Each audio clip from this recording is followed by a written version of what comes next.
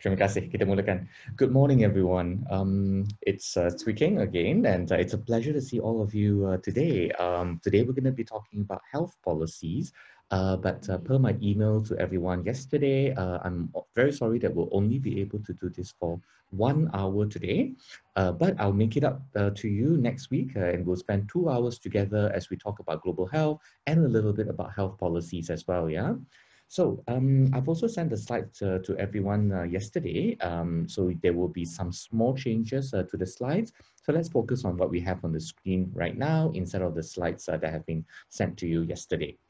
I've received some interesting comments as well as some suggestions from all of you yesterday, over the last 1 week about how we can do this lecture series differently. So some of your ideas I've already incorporated. So I want to say thank you for these ideas. All right, we'll get going, yeah? The first slide is a gentle reminder, as usual, that the science and the arts are very different creatures and different branches of knowledge, and therefore you will need to have different skill sets in order to learn the arts as well. And today, more than last week, we will learn a lot more of the arts of policy making rather than the science of policy making. Yes, last week we studied about systems, and systems are very rigid and compartmentalized, but policy making is very broad and also very subjective, dependent on a lot of variables, and therefore we must be very comfortable with something that's a little less structured than what we are used to. As always, I will stop after a few slides and I will look at the chat group. If you have any questions, put them in the chat group and I'll get to them. There will be some time for questions and answers just before we end as well. All right, that's the first slide about the reminder of science and arts. Now, let's go for a quiz, okay? Now, let's go for a quiz by first asking you the question that you should answer in the chat group, yeah? So just answer A, B, or C in the chat group. The first question I have for you is, who should make health policies for Malaysia? Should it be politicians or technocrats in HQ? I mean, Putrajaya or state capitals like Kuala Terengganu and Kota Baru, or the frontliners who are implementing these policies? Who should make health policies for Malaysia? And remember, there are no right and wrong answers. Please answer in the chat group. I would love to hear your thoughts. In the chat group, type your answers A, B, or C.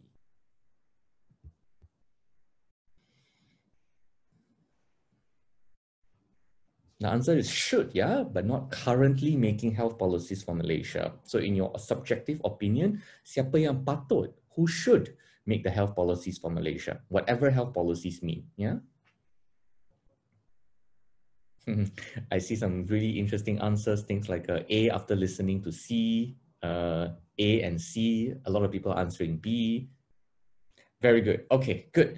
Well, the answer of who should make health policies for Malaysia, it's unfortunately all three. So I find it very difficult to give an answer to this one. So therefore, let us move on to the second question for everyone, okay? And we will explore question number one a lot more as we go through the slides. Now, question number two is, how many laws regulate the health sector in Malaysia? And when I say laws, I mean Undang-Undang Malaysia, things that were passed by the Parliament of Malaysia or even the state legislatures of Malaysia. Now, let's answer question two. How many laws regulate the health sector in Malaysia? Is it approximately 5? Is it approximately 10? Is it approximately 25? Go ahead and answer question two.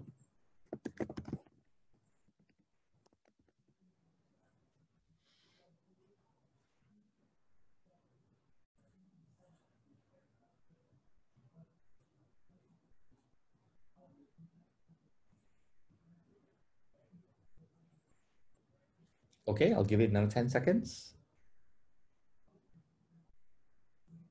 The question is, how many laws regulate the health sector in Malaysia? The answer is at least 25, and there could be more. And we'll look at some of these laws in the next slides, yeah? So you can see that as a medical student, you're also concerned about studying science, and you should be. But there are 25 laws that regulate the practice of health in Malaysia.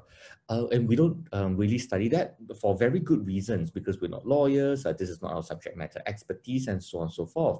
The point I'm making is there are so many laws that regulate the health sector in Malaysia, and laws are only one type of a health policy. Let's go to the third question, okay? Now, as Prime Minister, now you're Prime Minister again. So if you are Prime Minister, you want more laws, or you want fewer laws, or you want smarter laws? What a loaded question. Of course, everybody will answer fewer or smarter. What a loaded question. But there will be some consequences, and we'll discuss those consequences in a short while about what are the challenges, yeah, of creating a smarter law. So again, I don't think I put an answer here, or I did actually, but maybe an answer will be fewer. But there are also problems. Remember last week we spoke a little bit about unintended consequences. Today we'll talk about that a little bit more. If you have more laws or fewer laws or even smarter laws, all three solutions or all three approaches that you will have problems in and of themselves. So they have unintended consequences if you have more, less, or smart, even if you have smarter laws as well. We'll explore some of these unintended consequences later. All right, now, ladies and gentlemen, and my friends and colleagues, let me show you here at the moment. These are the laws regulating health in Malaysia. I will not read through all of them, but I've divided them into a few components, my classifications, yeah, not classifications by the Malaysian government. And this list is also not exhaustive. The first group of laws in blue are the professional entry requirements to be a doctor, a dentist, a nurse, a pharmacist, an optician, an allied health professional. Also, to enter medical school or to create a private medical school, you need professional entry requirements. To become a doctor, you need Employment Act and the Sabah and Sarawak labor ordinances and so on for you to be employed. But remember, last week, we spoke about health being different from healthcare. Now, employment doesn't only mean your employment as doctors, but we should also talk about the employment for people who work in factories, people, migrant workers, or refugees who may be given the right to work, or farmers and fishermen, people who work in offices. There are various occupational health, employment standards, for example, that needs to be kept. We don't want people to go to a factory that is unsafe and they breathe air that is polluted, worsening their asthma, or they get their hands at risk, right, of amputations because they've been working a machine that is unsafe. You can never build enough emergency departments and train enough orthopedic surgeons to manage cases of asthma and workplace accidents as a result of unsafe working conditions. I repeat, if your factories are unsafe, you should fix those factories instead of building more hospitals to fix the problems that come from unsafe factories. That's why we have employment laws that regulate health in Malaysia. When you become a doctor, the third group of laws that regulate health in Malaysia are the Clinical Practice of Health Acts. For example, the Private Healthcare Facilities and Services Act, or PHFSA 1998, is designed to regulate private clinics, private hospitals, and also anybody working in the private sector, for example, physiotherapists, technicians, doctors. We have the Dangerous Drugs Act. So when you prescribe morphine, for example, for somebody who has cancer pain, it's coming under the Dangerous Drugs Act. The Medical Devices Act covers things like stents that you put into somebody with heart disease, or the prosthetic devices for orthopedics, or the implantable cardioverter defibrillators that you put for somebody who's got arrhythmias. Companies like Pfizer or Roche or GSK must go under the Medicines Advertisement and Sales Act, including supplements as well, which come under the Medicines Act or even the Food Act. The Fees Act determines how much you pay in the government sector and the private sector.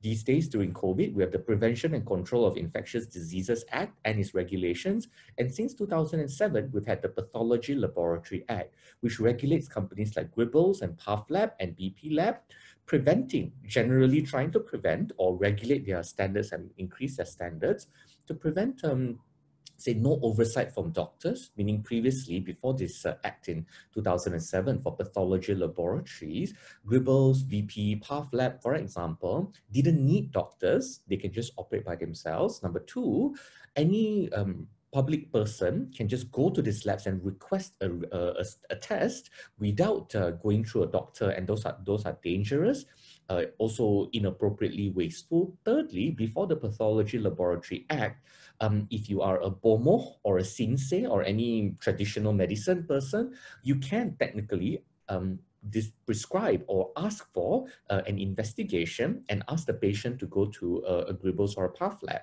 So these are examples of the Clinical Practice of Health Acts. We also have interesting laws that regulate the facility services and standards. The Personal Data Protection Act is important because when you go to a private hospital, you're giving your data, including your, for example, sensitive data like HIV status.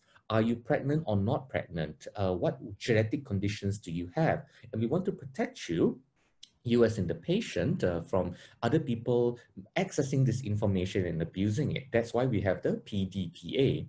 The Atomic Energy Licensing Act is necessary for radiologists. So if you have an MRI or a CT scan or a PET scan, or you use radioisotopes like radioactive iodine to treat people with goiter, for example, then it comes under the purview of the Atomic Energy Licensing Act, which comes under the Atomic Energy Department, which comes under the Department of Environment, which is under the Ministry of Science.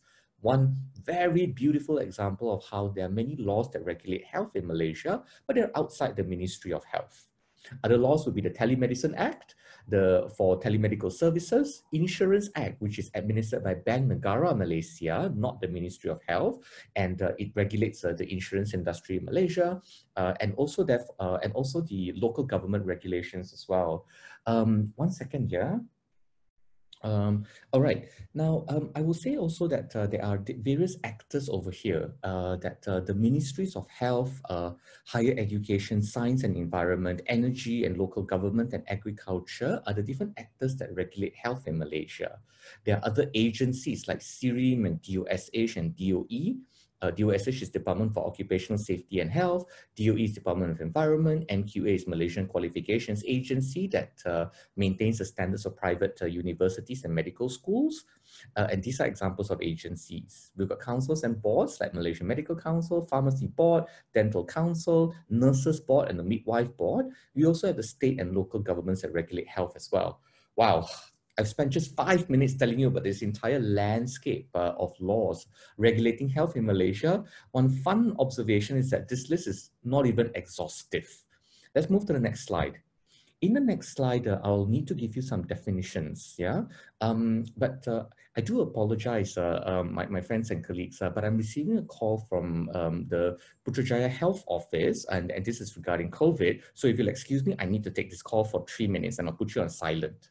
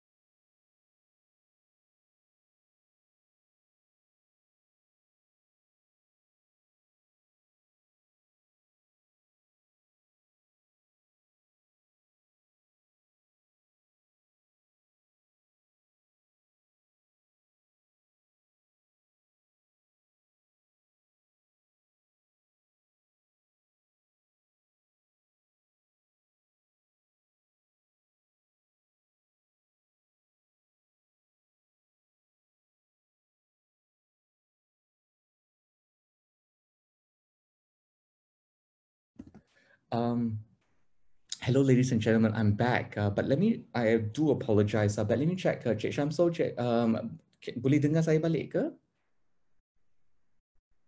Yep, kita dengar loud and clear. Okay, terima kasih. Well, I'll tell you who called me. The person who called me was from Pejabat Kesihatan Daerah in Putrajaya, and they're doing surveillance for COVID because we've had some cases in the apartment building that I'm staying in right now, including unfortunately, the Novgorod cluster started from my apartment building. So PKD Putrajaya has been calling for surveillance purposes, and this is how the system is working. So I'm very pleased that I could interact with my colleague in PKD Putrajaya, and they are keeping the country safe. So thank you very much for bearing with me, ladies and gentlemen. I'm very sorry for the interruption. Let me go back to the slide, yeah? And to go back to the slide is to say the constitution of, we'll start with some definitions, yeah? And these are some definitions that you take some time to read and to understand. So I'll go fast, but you may have to go back and read the slides again. We begin with the Constitution of Malaysia, the highest possible document in Malaysia that governs the way we operate our country. In Constitution of Malaysia, there is the 9th schedule. In the 9th schedule, there are 3 lists. The list of responsibilities for the federal government or the federal list, the list of responsibilities for the state government or the state list, and the third list is the concurrent list, meaning it's both the responsibility of the federal and the state. Example, federal responsible for national security, state responsible for land and Islamic affairs. Concurrent list has got a few items that is the joint responsibility of federal and state. Example, health. Public health, sanitation, and the prevention of diseases is both in federal and state. Therefore, it's the responsibility of federal government and the state government for health. One example would be in recent days, the Selangor state government has announced that there will be a ban on smoking in public parks. And this is stricter than any federal government legislation. Where do they get their power? The punca kuasa, yeah? The word punca kuasa is important whenever you're making health policies. That comes from the Constitution of Malaysia. Let's go a little bit to laws, and this requires us to understand the legal system a little bit. What is a bill? It's a proposal to Parliament or state legislature or Dewan Undangan Negeri. Is not yet approved. An act is approved by the federal government, an enactment is approved by state legislature or Dewan Undangan Negeri, and an ordinance is approved by the Sarawak state only. So in Kelantan and Kedah and Johor, it's called an enactment. In Parliament Malaysia, it's called an acta or act. In Sarawak, only Sarawak, is called an ordinance for historical reasons. It's not called an enactment. But under each of these acts or enactments or ordinances, there is something called the subsidiary legislation. And these are called rules, regulations, orders, or bylaws. As one example, the Prevention of Control and Infectious Diseases Act is passed in Parliament, but it has regulations on MCO, and the quarantine centers, yeah, which government facilities will be approved quarantine centers. And these regulations are passed or approved by the Minister of Health, not by Parliament. Why? Because it's faster, easier, and also more responsive. If the MCO changes, for example, we had MCO then extended every 2 weeks, and now we're in recovery MCO, and soon we'll be in I can't even recall right now, but conditional MCO and then recovery MCO. And after the 31st of August, we'll have a third category, normalization MCO is the name. It changes so rapidly that we cannot keep going back to Parliament. So it's easier, faster, and more responsive if there are regulations that are under the acts, so that the Minister or the Director General of Health will be able to tweak very quickly. Now, that's the Constitution of Malaysia. These are the example of laws and the names, but what's the difference between a public policy and a law? The short answer is law is small and public policy is much larger. So a law is a subset of a much larger group of public policies. Public policies encompass, in the second bullet point, a set of activities by government to change economy and society. It means everything and nothing. So let me give as alternative definition. It's a law, a regulation, a procedure, administrative action, incentive, or voluntary practice of governments and other institutions. So therefore, laws are only one type of activity to change economy and society. Repeat, it's only one type of activity to change economy and society. You want to change economy and society, you can do other things like education, which is not a law. Awareness programs, which is not a law. Interest rate changes by Bank Negara. The governor of Bank Negara, a lady I admire very much, Dr. Nur Samsia, she's recently reduced the interest rates in Malaysia. That is not a law. It's a policy change. What is also not a law is Rancangan Malaysia ke-12, 13, 14, and so on and so forth. The annual federal budget is also not a law. Salary incentives, for example, giving a cost of living allowance for contract doctors, that is not a law. Actions by civil society and individuals are also not laws. Laws are important, but they are only one type of activity to change economy and society. There's this entire universe of other activities to change economics and society. But one historical fact, which I love, is that laws are much, much older. A long time ago, when I say a long time ago, I'm thinking in Athens, or the advent of democracy at that time, or the founding of the American Republic in 1776, we created a whole bunch of laws. But public policies came later, around 1910s, 1950s or so, in the 20th century, because governments got better, more organized and more professional, also larger. And when the civil service becomes larger and more professional, they realize that you cannot only rely on laws. You must also have this entire non-law sets of activities like education, awareness, interest rates, changes, Rancangan Malaysia ke-12, federal budget, salary incentives, and so on, to change society and economy. And that's essentially what health policy is, right? Health policy are policies, instruments of law or education or awareness that increase the health of the population. So if you only think of health policies in narrow terms, make a law all the time, just make a law. We already have 25 over laws and you want to make more laws, then we're missing the opportunity to create this entire universe of other policy instruments to improve the health of society. Let me move on to the next slide. This is a very busy slide. I'm not going to go through the details of it.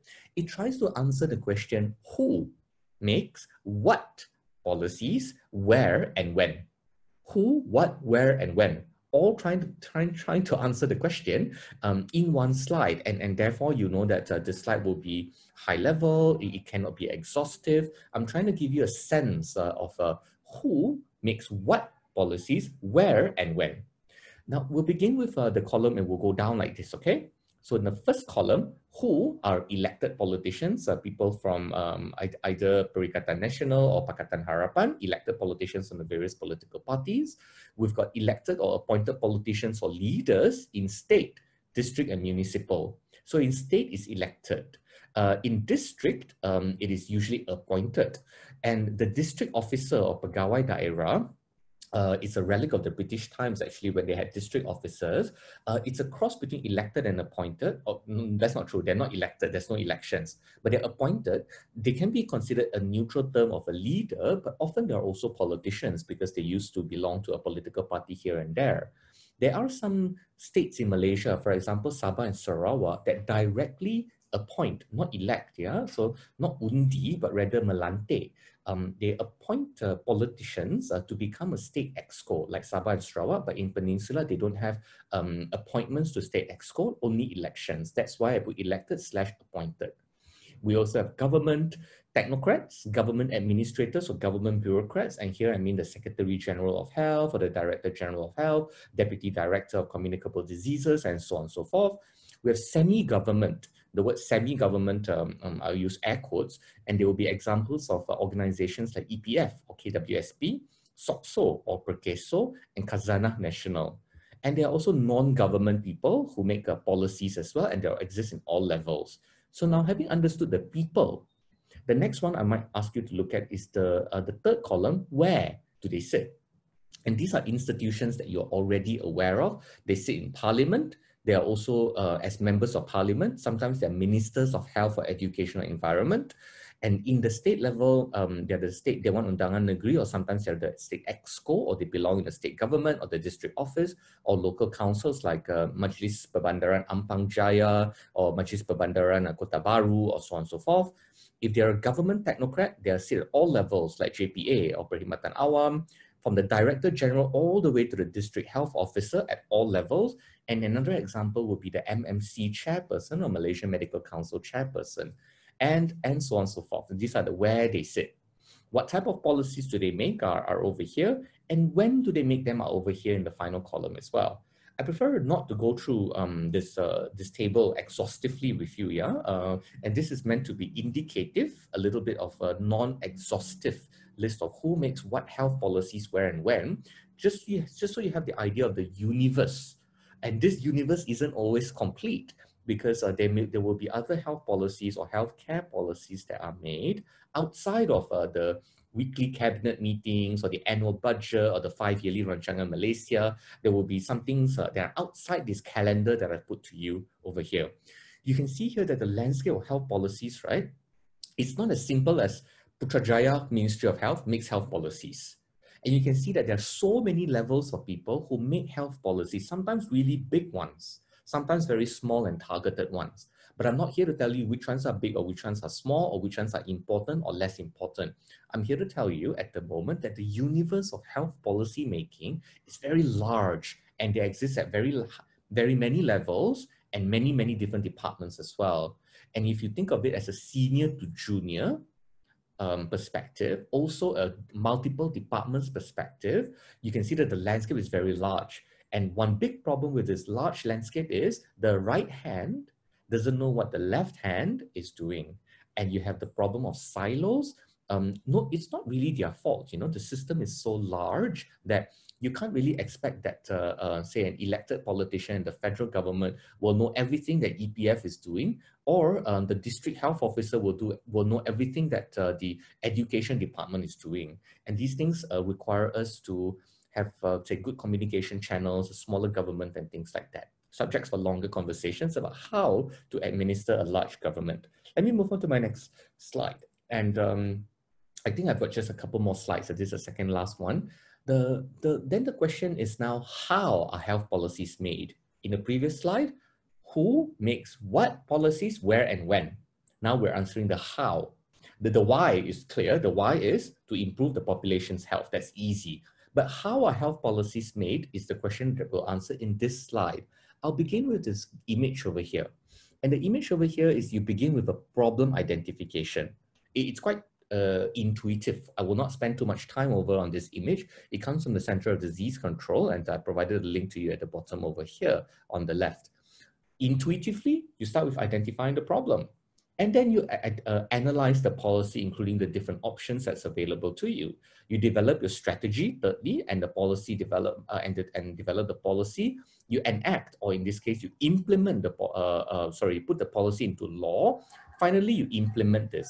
But this is a circular fashion, because once you fix the problem, you may find that from identifying the problem to implementing a solution could take years. Because if it's a big problem and it's been there for 50 years, you cannot snap your finger and everything will just magically fix itself. It takes a very long time to make a policy, very long time to put it into law, and a very long time to implement this. Should this be faster? Yes. Do I think it can be faster? Yes. If you put me in charge, maybe we'll try to make it a little faster. But then again, the point I'm making is that even with the best of intentions and with the strongest group of policymakers in front of you, the decision process will still be a very slow one. And I'll prove it to you in 2 slides from now.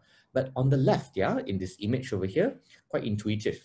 Identify the problem, analyze the policy, develop the strategy and the policy, put it into law or some sort of implementation, say punca kuasa, implement it, and then you identify a new problem and a circle begins. It doesn't, and let me move on to the text, yeah, on the right-hand side of the screen. This is a text that I've come up with. In my experience, I'd like to divide this into theory and reality. How are health policies made in theory? Use knowledge, use evidence, and use judgment. Knowledge comes from your knowledge and understanding about health and systems. For example, how many people pay what, and what's the system for collecting taxes, and so on. Knowledge of political science, law, economics, history, everything is important in making health policies in terms of knowledge. But knowledge is not enough. You need evidence from randomized controlled trials or statistics or data and best practices from countries like Japan or Taiwan or South Korea who've reformed their health systems over the years. However, just like in medicine, perfect knowledge and perfect evidence does not exist. Repeat, does not exist. Meaning you can never run randomized controlled trials that tell you everything there is to know about the world. You're trying to answer the question, what is truth? Apakah itu kebenaran? And that is impossible to answer by human beings who are imperfect. Now, I want to repeat again that there's no such thing as perfect knowledge and evidence. And if you wait endlessly to get perfect knowledge or more evidence, then the policies will never take place and people will continue to suffer. You need a balance between just enough knowledge and evidence, and then you apply the third thing, judgment, which is data analysis, interpretation, extrapolation of data, also your own sense of judgment. And this is something the Malay word for akal is something that I like very much and appreciate very much. And this is something not easy for people to accept, because as scientists, we are trained that we need to have knowledge and evidence, and that is true. I'm not saying don't have it. The reality is you will never be able to get all the knowledge in the world, which is why I make a joke to you. Every study that has been published in the history of studies in every discipline will have in the final paragraph of all those studies, the sentence, more research is needed. I guarantee you, every study has a sentence, more research is needed. It's true, more research is needed, but it's a moving target. You will never be able to end. Therefore, your judgment becomes important, which is not to say don't acquire knowledge, which is not to say don't find evidence. Acquire knowledge, find evidence, and then apply your judgment. That's in theory how health policies are made. But in reality, I give you the term in red, desirable meets feasible. If you want to make a health policy, you have to balance in reality between what's desirable and what's aspirational versus what's feasible and what can be implemented. Let me explain. The aspiration part is the question of where does government want to lead society? Then you will say beautiful rhetoric, and I would love your rhetoric, like world peace, no hunger, everybody equal, no racism, everybody healthy. I love that. And there are good questions there about how do we improve the human condition and how do we change the world? Unfortunately, the reality is that all governments have limited resources. Time is one thing, money is another, organizational energy. What I mean is the Ministry of Health has 270,000 people. But you can't expect the Ministry of Health in Malaysia to do everything all at once and to save the entire system in 6 months. That kind of organizational energy is very limited, and we must very carefully think about how we want to, achieve changes in the world. And finally, there's also the issue of governments having limited political capital, especially in the current situation of the government of Malaysia, where the government has a very slim majority at the moment inside the parliament. They must consider what are the health policies or even the entire set of government and public policies that they want to pursue. One drastic example here, let me not use the word drastic, okay? I'll give you one example. The example is a court, the High Court in India, a few years ago declared, the High Court judges issued a ruling saying you shall not pollute the Yamuna River. That's it. That was just a ruling. But I can issue that ruling and I can say we must have world peace and we must have zero poverty and things like that. The issue is always the implementation of the policies that you want, the laws that you want, the education programs that you want, the structural changes that you want, and so on. The problems have always been in the implementation rather than the writing of the policies. The principles are easy for all of us to understand, you and I, and we can articulate these principles very well. The challenge, like I say, is always deciding what's feasible and then trying to implement what's feasible. Of course, there are two schools of thought. One school of thought will say we must have policies that are very transformational and we must revolutionize everything today. And that's the revolution approach. The second school of thought will be the evolution approach. One is revolutionize everything. The other is let it evolve slowly because we understand that change cannot happen overnight. We must be slow and patient. Some things must take time and so on. I think both are right at the same time. And this requires your judgment, your knowledge, and your evidence. The health system is so large that some parts of the health system can be dramatically transformed or necessary to be dramatically transformed. And some parts of the health system, even though you need to dramatically transform, it is impossible to dramatically transform.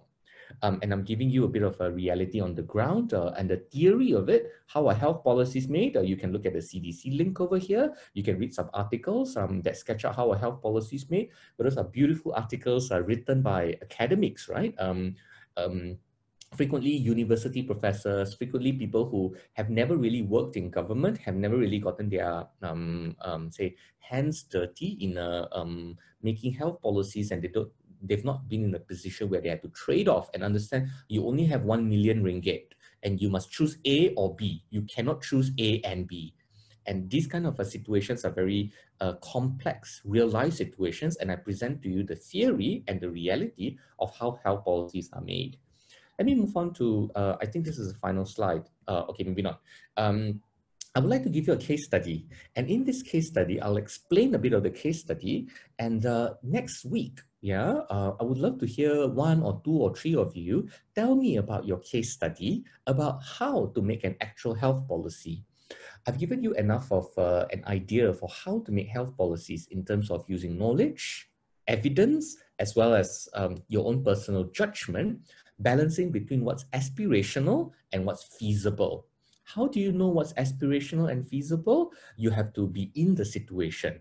So as I ask you to do this case study, you will then answer in form of questions like, yeah, I want to collect evidence A, B, and C. You don't have to tell me what those evidences are, but you just want to say, I want to know the total number of specialists in Malaysia right now.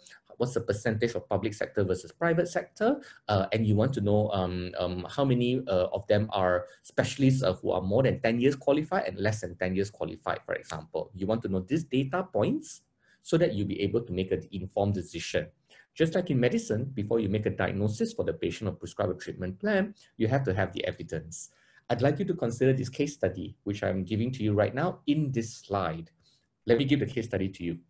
But it's in terms of this flow that I like to call PSPI, or Principles to Strategies to Policies and Implementation. Now, I will begin here, right, in the box in red at the bottom, yeah? Often, we find a problem and we immediately react and say, we must have a policy. I instinctively know what's the right policy. Often that's what happens to us. The problem right now, for example, is, I may invite you to think about this, is recently the health minister has announced that if you want to specialize and you're a contract doctor and you're just 2 or 3 years of a service in Malaysia, you can pay your own way. The government will not be able to pay for you or does not want to pay for you. I'm not sure which one, but the government will not pay for you. And obviously this is a problem. And when the problem comes out, our first instinct is to say, these are the policies, these are the solutions, this is what needs to be done.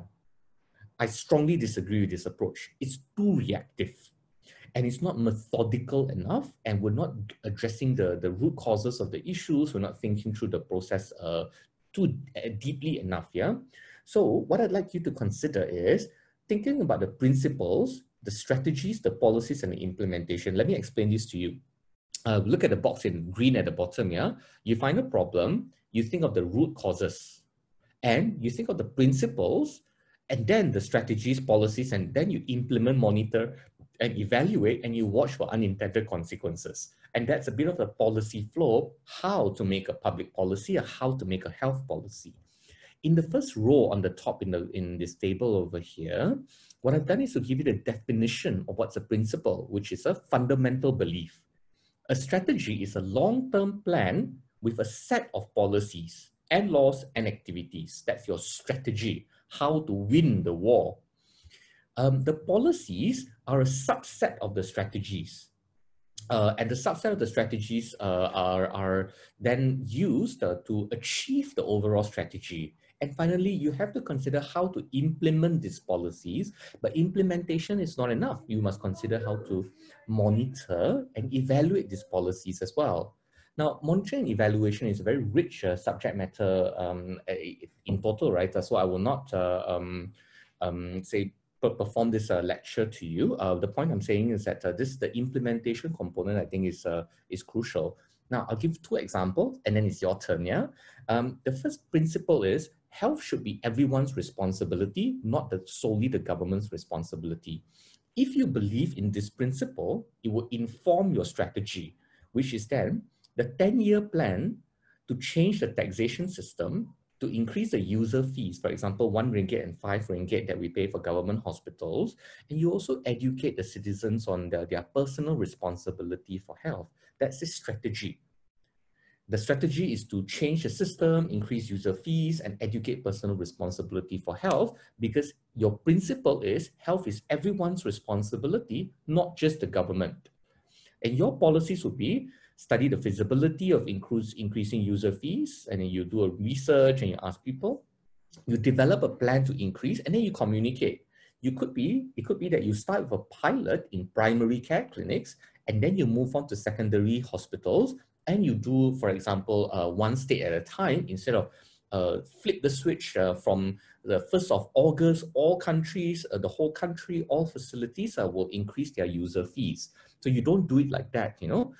So the point I'm making is you must have a principle before that informs and underpins your strategy, which helps you develop the policies, and then you think through the implementation. Let me give you another example, which is about the specialist training that I spoke about just now. If your principle is the government must support the training of specialists as a public good, if that's your principle, then it informs your 5-year strategy to rationalize the contract system and accelerate the specialist training program, which then gives you the policy of reducing the number of medical schools, which then has the implementation of MQA to audit and close failing medical schools. I know it seems very intuitive that if you have a principle, it tells you your strategy, it gives you your policies, and then the implementation. This is very good if it's intuitive. The main point I'm making is you don't have to compartmentalize it like that. Of principles, strategies, policies, implementation, that's not necessary for you to compartmentalize. But I would like you to have a flow, not problem, reaction, problem, reaction, problem, reaction. This is poor policy making, because everything you do has unintended consequences. I've made a comment here about monitoring and evaluation, and there is a link over here, and I invite you to look at the link. You don't have to memorize it or understand it, but know that such this field of study of monitoring and evaluating public policy exists. And if you ask me, how do I know what's a good public policy? The answer is look at monitoring and evaluation. I don't want to talk to you about monitoring and evaluation anymore. I want to talk to you about a new thing of unintended consequences. The unintended consequences, for example, here, in example number 2, the government must support the training of specialists as a public good. True, let's agree to this statement, but are there unintended consequences? The answer is yes, there are unintended consequences. I can think of 2 unintended consequences. Number 1, if the government supports the training of specialists as a public good, then everybody becomes reliant on the government. And if government is not good or not competent or corrupt or inefficient for whatever reason, then the entire public education system and public health system will collapse. So while it's true that government must support the training, if we're overly reliant on government, then if the government's not good, whatever good means, then the system will collapse. And that is an unintended consequence. It is better perhaps for us to be self-reliant as well. The second unintended consequence of the government supporting the training of specialists, right, is that if you want the government to support the training of specialists, it means that the government will have to do human resources planning. They will then say, this year we have 12,000 specialists, we need 15,000, we're going to get there. And it imposes a quota, imposes a strict rules of entry, and that would be not beneficial to you as well if you're thinking about training to be a specialist. Now, this is not saying that I don't believe government should support. On balance, government should support.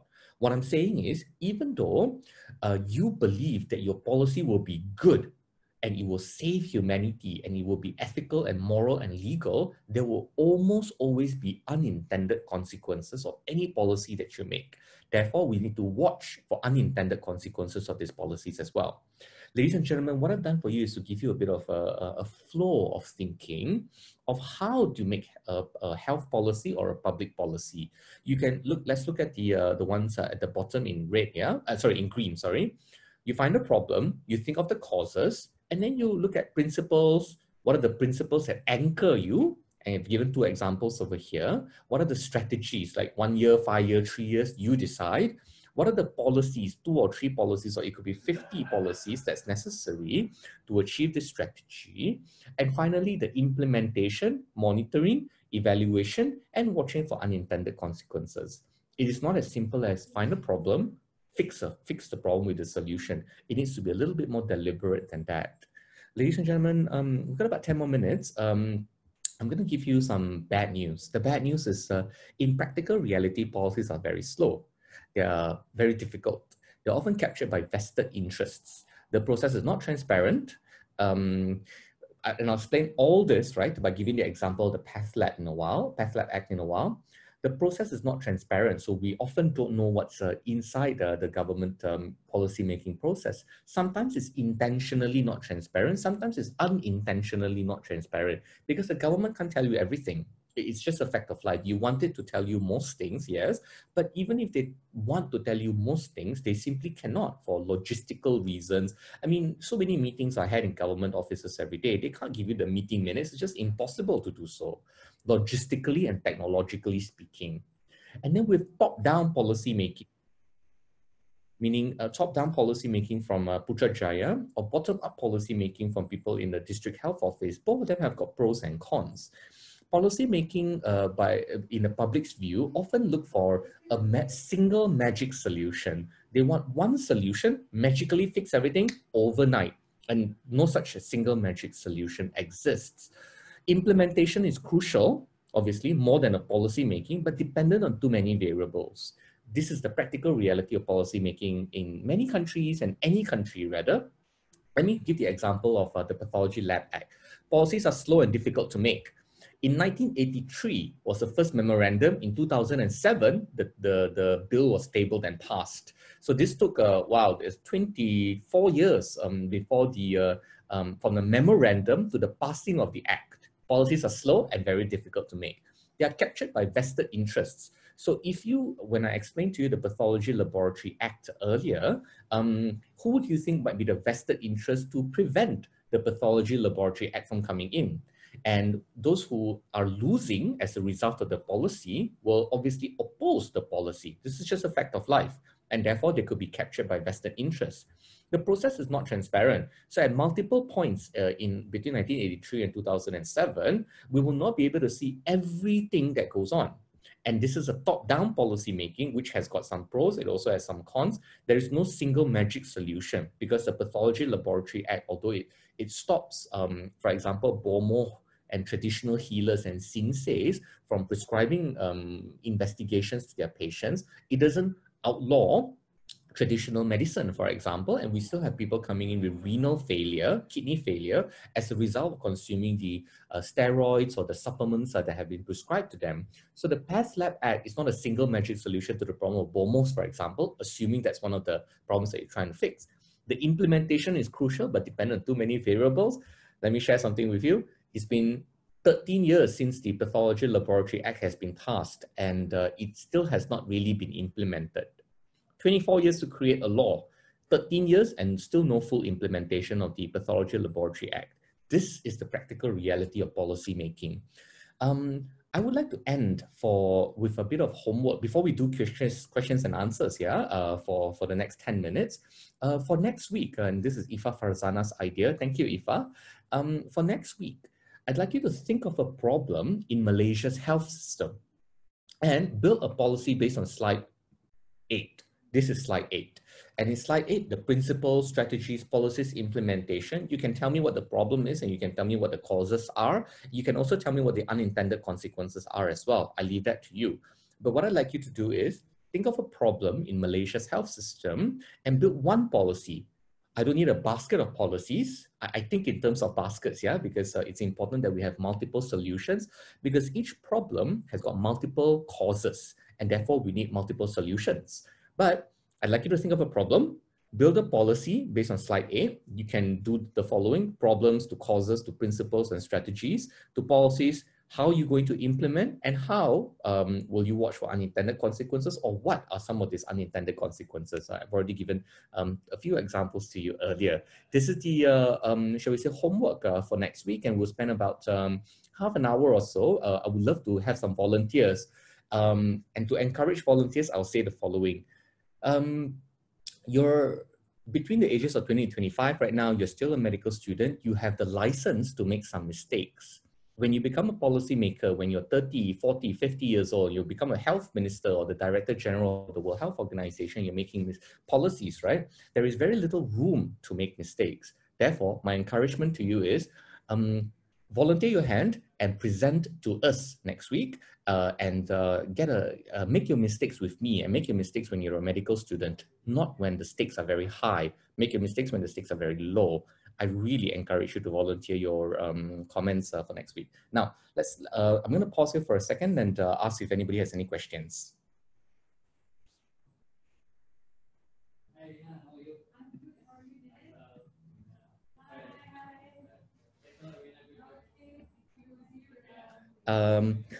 Sheikh Shamsul, I think you may have to unmute semua orang lah, so that they can speak, or alternatively, you can type your questions into the chat group. Boleh doktor, saya unmute semua. Okay, terima kasih. Marjorie, I note your comment and I'll send a fresh set of slides. But if the links are not there, right, I would encourage all of you to be resourceful and find the links yourself. I will give you the links, but really there's shouldn't be spoon-fed, yeah, everyone? Okay, any questions from anyone about the content that was given over today? It doesn't feel like I rushed through it though. We spent a good 50 minutes giving the framework for health policy making. Go ahead and ask anything. Hello, Doctor. Yes. I'm Nabil. Regarding your previous slides, there's one slide regarding the who, where, what, and when. In the section of who and which level, I can see that the government technocrats and also the NGOs, they already tackle the all level of policies making. So what is the purpose or what's the importance of others who persons? Why don't we just let them decide and make the policies? Because they can already tackle all levels. Thank you, Doctor. Nabil, a great question. I would love to answer your question, but if it's okay, Nabil, let me take one or two more questions, especially if anybody wants to build on what Nabil has said. Oh, great. Thank you, Nabil. It's a great question.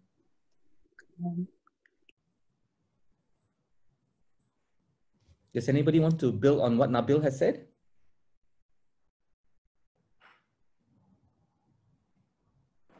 Hello.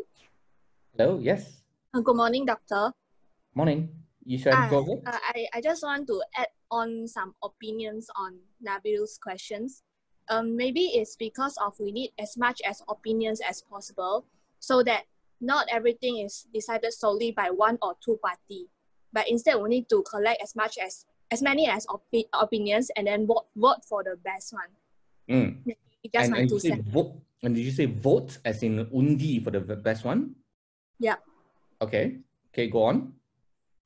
That's my 2 cents. Okay, thank you. You said I might come back to you a little bit, yeah? Anyone else who wants to build on this question?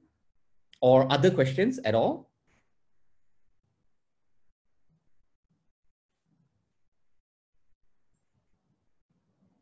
Yishan, thank you. Nabil, can I invite you to maybe we'll try to have a conversation, yeah, between Nabil, Yishan, and I, yeah? Nabil, what do you think of Yishan's idea? The previous opinion, is it? Or in the chat box? No. Okay. No, you just tell us right now, please, verbalize. Regarding Yishan, that we should have a little bit more opinion from other parties, is it? Yes, and then vote for the best one.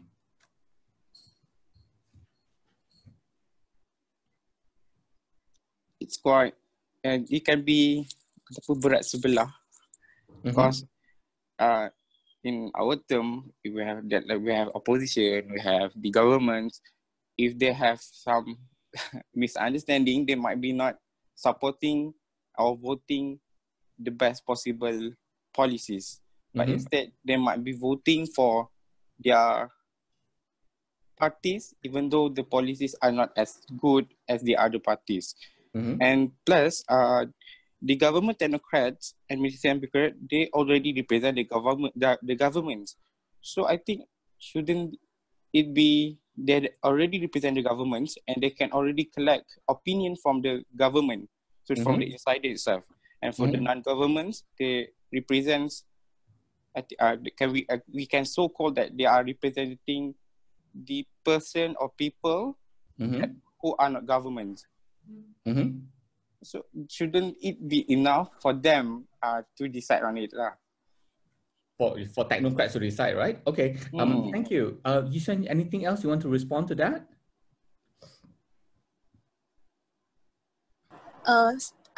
Actually, I'm still insist on my opinion where we need democracy, and then although yes, government has all those experts, but still we can't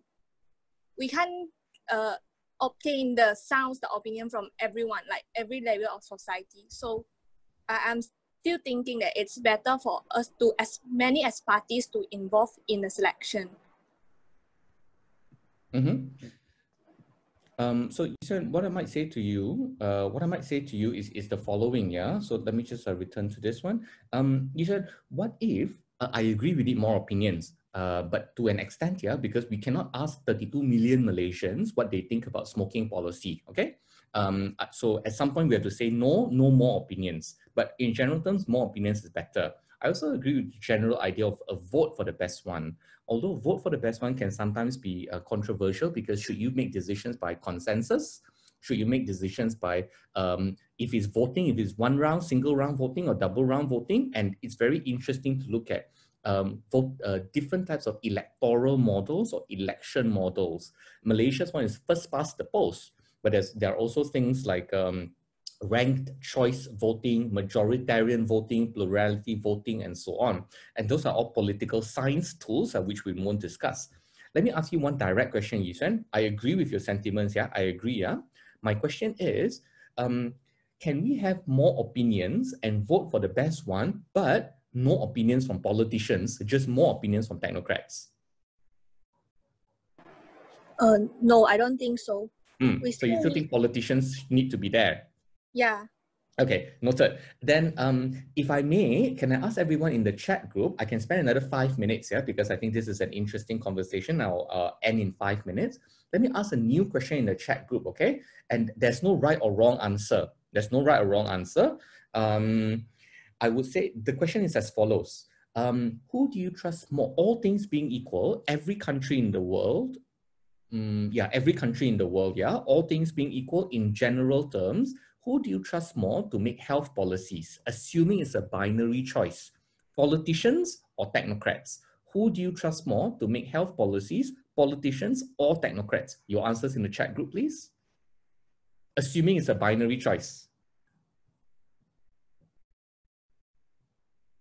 Monica Mange is a very good point over there. Thank you.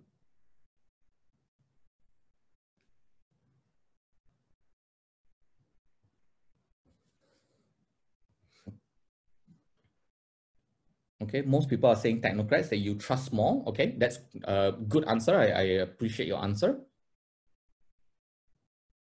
We don't have everybody answering though, so go ahead and answer the question, yeah, in the chat group. The question is, who do you trust more to make policies, politicians or technocrats? Assuming it's binary, and I'm sorry to make you make it so difficult, yeah? Okay, let me move to the second question, all right? My second question is as follows. Now, you've told me that in general terms, you trust technocrats more. Of course, you know, they're more trained and less vested interests and so on and so forth. That's fine. The second question is tougher. Should politicians remain a part of the decision-making process? The answer is yes, they should. No, they shouldn't. Should politicians remain a part of the health policy-making process? Should politicians remain a part of the health policy process? Yes, they should. No, they shouldn't.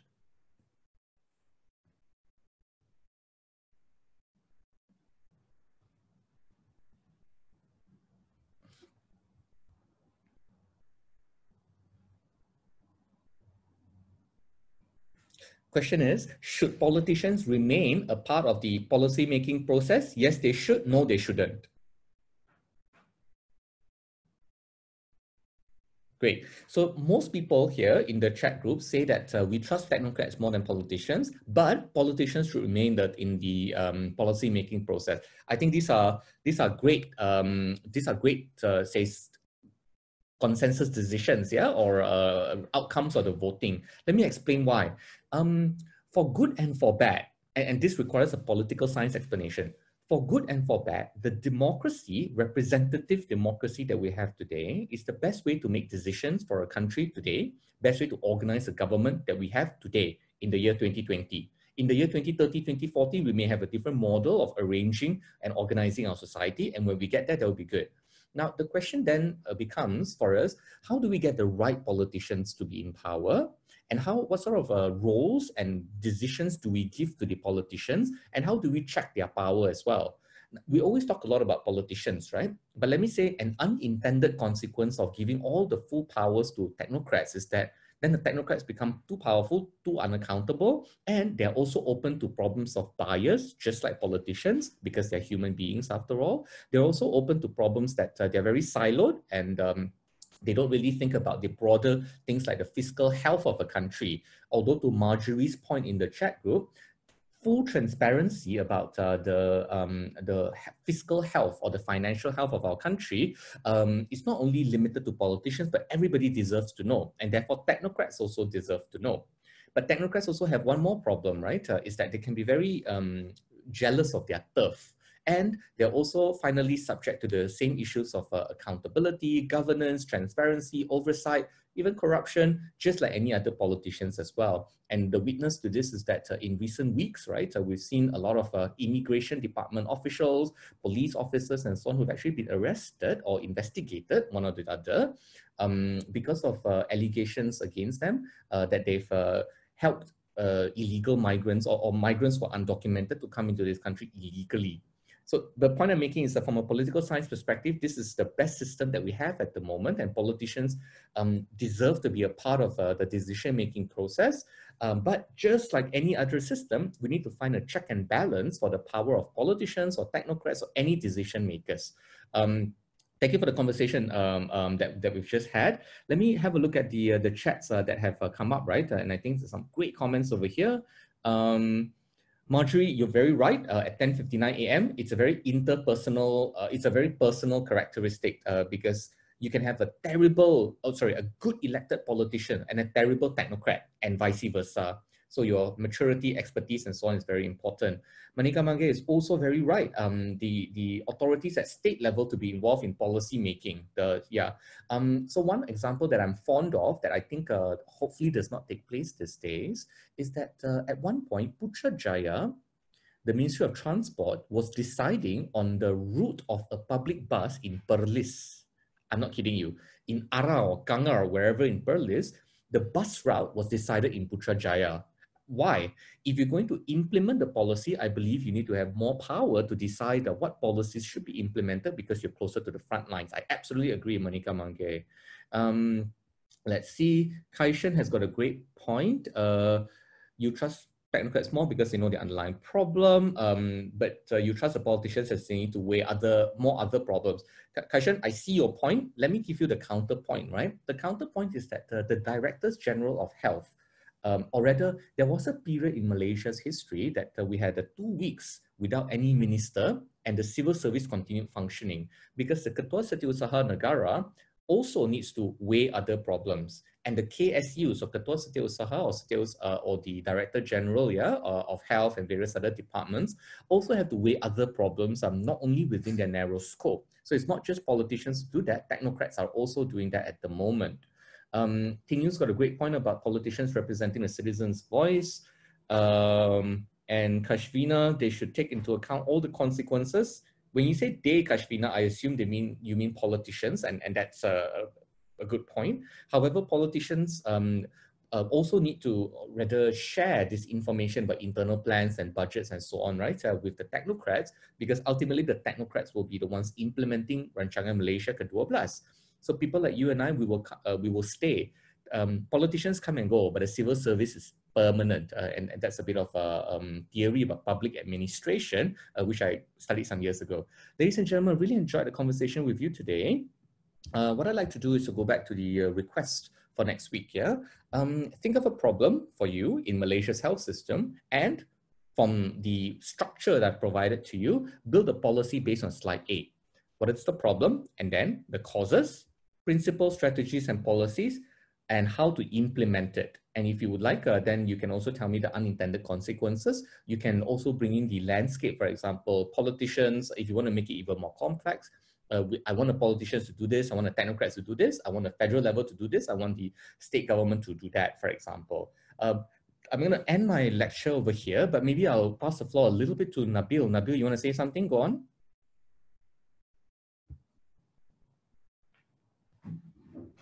No, I think it's a great discussion for everyone, and I could see that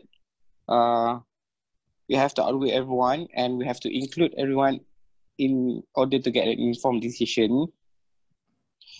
But still, it is a hard part to decide our policies, and as well as who will be the ultimate responsible person to decide who will be responsible on this part, who will be responsible in this part. For specifically which part? I mean, who will be deciding on, like, you technocrat, you will be continue with the Rancangan Malaysia, and who are the district officers. You have so who have the power to decide that? I mean, once the person is who responsible for the accountability, I mean, indirectly he is the one, or the group is the one that have the ultimate power. Nabil, a great question for which I have to answer through the lens of philosophy and political science. Yeah, I'll go with philosophy. Your question is a question of legitimacy, keabsahan, keabsahan kerajaan, keabsahan perlembagaan, keabsahan the punca kuasa yang diturunkan daripada Putrajaya kepada pegawai daerah. And your question is philosophically a question about legitimacy. But to move on to political science, right, is to say that the punca kuasa comes from the constitution, which then gives you the law. And in the Medical Act, for example, there are more powers to the Director General of Health than to the Minister of Health. There are some powers, Director General and the Minister, and they complement each other. There's also a way to check and balance each other as well. Like if you disagree with the DG, you can always appeal to the Minister, that kind of thing. But at some point, the powers in a country have to end in a pinnacle. And if, for example, you disagree with the DG, for example, you can go to Minister. If you disagree with the Minister, can you go to the Prime Minister? Yes. And after the Prime Minister, where does it end? And usually the point where it ends is either the court, meaning the judiciary of a country, or the executive, the highest executive of a country, President or Prime Minister. That doesn't answer your question. Your question is who decides? The answer is usually consensus decision. And once a decision has been made, it's put into law. And if you disagree with that decision, you can change the law. How can you change the law? By perhaps, Nabil, considering citizens movement, change.org petition, joining an NGO and creating advocacy for that issue, maybe even running for parliament and becoming a minister yourself, or for example, becoming president of a political party or a coalition, and then you change the law, and therefore you can change the way these decisions are made. But I've described the very dramatic, very difficult route. Some decisions are very small decisions. They don't even have ever to go to the DG, and therefore you don't even have to go to the political route. Nabil, I hope I answer your question, yeah? I'll answer Kaishan's question, and then I really am very sorry I have to go. Kaishan's question in the chat group is, for the recent ministry statement, it seems that the ministry did not consult third-party opinions and relevant data. What's the underlying problem? Lack of consultation, just superficially, lack of consultation. Again, the one more issue is that you cannot endlessly consult, because there's 32 million Malaysians, 57,000 doctors, all of them have their own opinions. So at some point you have to draw the line, and wherever you draw the line, somebody will be unhappy. So Kaishan, Nabil, Wan Mustazli, and at some point you were going to make a decision, and people will say consult widely. But reality means you have to draw the line, and once you draw the line, eventually somebody is going to be unhappy. Okay, I'm not defending the government; I'm reflecting the reality of it. So the underlying problem is lack of consultation, but there's a problem with endless consultation. Another underlying problem, I would say, is a lack of understanding about the causes of it. Of that problem, in this case, further study of specialists. A third problem is reactivity, meaning the questions were presented to them in Parliament maybe 1 or 2 weeks ago, and then they have 1 or 2 weeks to just come up with a reply, and there are many questions coming at you. On top of that, you have to do your daily work in the Ministry of Health, and you have to do your daily work in the party politics and in your constituency, etc., etc. I'm not making excuses, again, reflecting reality. The point I'm making is that it's reactive. And when it's reactive, it would always then look that it's poorly conceived, poorly thought out, poorly researched, poorly argued, poorly conceived, and therefore they will receive backlashes. So your question is, what's the underlying problem? Lack of consultation and a lot of reactivity. But what's the underlying, that answers your question superficially. And to answer your question more deeply, the underlying problem is, does Malaysia have enough specialists? And you might answer yes or no. And maybe if I go one step back, does Malaysia, whatever number you arrive at, most people will say Malaysia needs more specialists. And, you know, I might agree. But the unintended consequence of that, right, is that you have a great strategy. 10 years from now, everybody's a specialist. Nobody's a general practitioner. Nobody's a family practitioner. Nobody does generalist medicine or generalist surgery. So the cough, cold, the simple tuberculosis, simple diabetes, simple appendicectomy, nobody does it because everybody's a super subspecialist already. That is a very massive unintended consequence of a headlong rush into specialist training.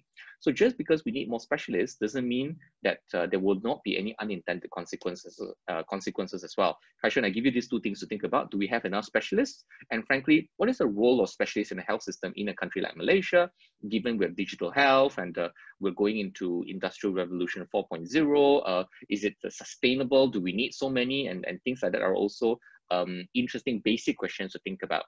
Ladies and gentlemen, I've really enjoyed speaking with all of you today. I hope this was helpful to all of you. I look forward to seeing all of you for 2 hours next week. Yeah. Any final thoughts or questions? You all have my email address at the moment. I'll be interested to hear your reflections, right? Any thoughts that you want to share. And if you want to ask me any questions, happy to answer them, but trying to ask me questions, information that you cannot find on the internet. If you can Google this up, Google it up, don't ask me. I mean, be self-reliant is my point. But if there are any questions that require thinking, for example, what am I not thinking about when I think about this? This is something that you are not able to find on the internet, and I would enjoy thinking about these things and talking to you as well, yeah? Thank you very much. I'm so sorry I have to go right now, but we'll be in touch. Bye. Terima kasih, Cik Syamsul, Cik Bukhari.